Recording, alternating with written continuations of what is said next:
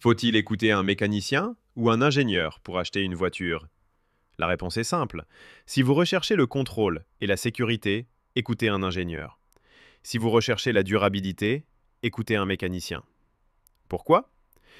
Tout d'abord, il est important de comprendre les différentes descriptions de postes des mécaniciens et des ingénieurs.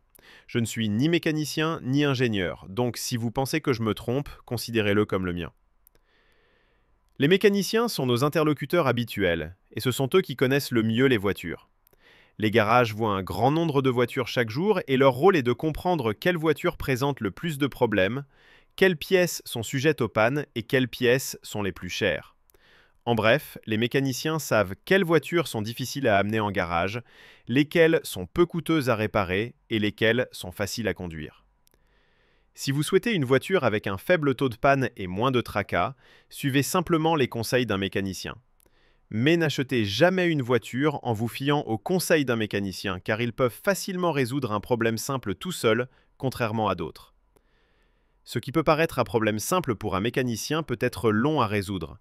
Si l'on prend en compte l'avis des mécaniciens sur les performances et la sécurité des véhicules, certains maîtrisent parfaitement les principes structurels, mais ils sont minoritaires. La plupart diront simplement « cette voiture est robuste, elle absorbe bien les chocs », etc. Leur compréhension des performances et de la sécurité des véhicules n'est pas aussi approfondie que celle des ingénieurs qui les ont conçus. Il est donc essentiel d'écouter leurs ingénieurs sur ce sujet. Il est toutefois important de noter que, lors de la phase de recherche et développement fondamentale d'un véhicule grand public classique, un fabricant d'équipement d'origine, OEM, a besoin de 300 à 1500 ingénieurs. Si l'on inclut les fournisseurs, le nombre total d'ingénieurs atteint des milliers. Ces ingénieurs sont répartis en différents domaines, tels que les matériaux de carrosserie, le réglage du châssis, la chaîne cinématique, l'acoustique, l'électrotechnique, les logiciels de contrôle, les tests et vérifications et les procédés de fabrication.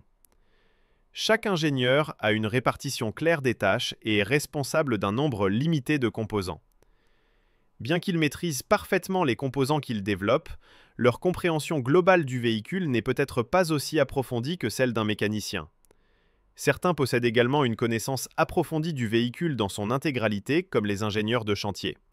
Cependant, ils sont extrêmement rares et les ingénieurs possédant ces compétences manquent de temps pour créer de courtes vidéos. Un ingénieur carrosserie sait quels matériaux sont utilisés pour les voitures, le pourcentage d'acier thermoformé utilisé, les zones sujettes à déformation après un accident et les voitures relativement sûres. Un ingénieur réglage châssis, lui, connaît le niveau de réglage, si le seuil d'amortissement est élevé ou bas, si la direction est sensible ou retardée, etc. En résumé, les ingénieurs voient la voiture du point de vue du constructeur. Ils s'intéressent davantage à la compréhension du niveau technique de la voiture, de sa conception, de sa sécurité et de sa facilité de conduite. Les mécaniciens, quant à eux, voient la voiture du point de vue de l'utilisateur. Ils sont plus conscients des voitures à fort taux de panne, des voitures coûteuses à réparer et des voitures sans entretien. Cependant, il est important de comprendre que les ingénieurs automobiles ont une répartition des tâches différente. Tout comme un ingénieur électricien sur une voiture à essence, si l'équipement électrique d'une voiture est important, les utilisateurs ordinaires n'y prêtent pas forcément attention et leurs conseils sont inutiles. De plus, les ingénieurs sont intrinsèquement biaisés. Il est naturel pour eux d'avoir des opinions subjectives sur les constructeurs automobiles pour lesquels ils travaillent ou les modèles qu'ils ont contribué à développer car les gens sont émotifs. Il ne faut écouter personne, surtout ceux qui n'ont aucune expérience en évaluation automobile et aucune connaissance technique. Ils ne comprennent pas les principes de base et n'ont jamais réparé de voiture. Leurs opinions sont subjectives, ce qui peut être extrêmement trompeur. Ils prétendent qu'une voiture est facile à conduire sans mentionner la structure de suspension et le réglage du châssis, ou qu'elle présente peu de problèmes sans mentionner la liste de ses fournisseurs. C'est déraisonnable et sans fondement. Ils persistent à affirmer qu'une voiture à traction avant, équipée de jambes de force McPherson à l'avant et d'une poutre de torsion à l'arrière, est parfaitement réglée et offre une meilleure tenue de route que les autres véhicules à transmission intégrale, à double triangulation à l'avant et multibras à l'arrière. Si le réglage est crucial pour une voiture, c'est le matériel lui-même qui fixe la norme en matière de tenue de route. De plus, les différences technologiques entre les constructeurs automobiles sur le marché des voitures familiales ne sont pas aussi importantes qu'on pourrait le croire. Même si une voiture est inférieure, elle ne peut être comparée à celle de l'Aotuli en raison des normes nationales.